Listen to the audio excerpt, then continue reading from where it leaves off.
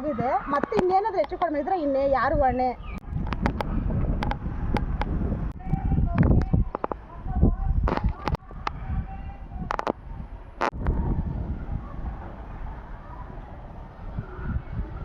ನನ್ನ ಹೆಸರು ಶಾರದಾ ಅಂತ.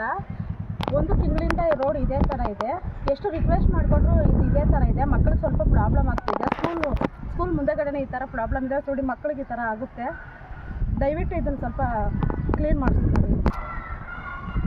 ಕಣ್ಣಿಗೆ ಸ್ವಲ್ಪ ಕಣ್ಣು ಕೆಳಗಡೆ ಈ ಥರ ಆಗಿದೆ. ಕಣ್ಣಿಗೆ ಏನಾದರೂ ಆಗಿದ್ರೆ ಏನು ಪ್ರಾಬ್ಲಮ್ ಆಗ್ತಾಯಿತ್ತು ಗೊತ್ತಲ್ವ ನಿಮಗೆ? ನೀವೇ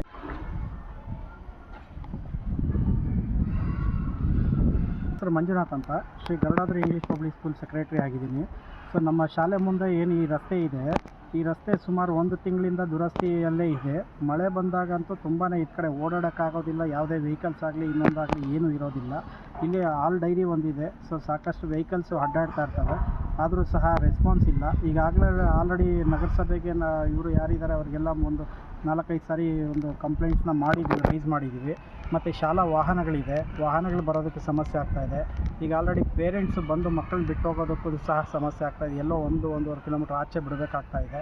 ಸೊ ಈಗ ಆಲ್ರೆಡಿ 2-3 ಪೇರೆಂಟ್ಸ್ ಬಿದ್ದಿದ್ದಾರೆ. 3-4 ಮಕ್ಕಳಿಗೆ ಗಾಯಗಳು ಆಗಿದೆ. ಯಾರೂ ಸಹ ಈವರೆಗೂ ಎಚ್ಚೆತ್ಕೊಳ್ತಾ ಇಲ್ಲ. ದಯಮಾಡಿ ಈಗಲಾದರೂ ಒಂದು ಸ್ವಲ್ಪ ರಸ್ತೆಯನ್ನು ದುರಸ್ತಿ ಮಾಡಿಕೊಡ್ಬೇಕಾಗಿ ತಮ್ಮಲ್ಲಿ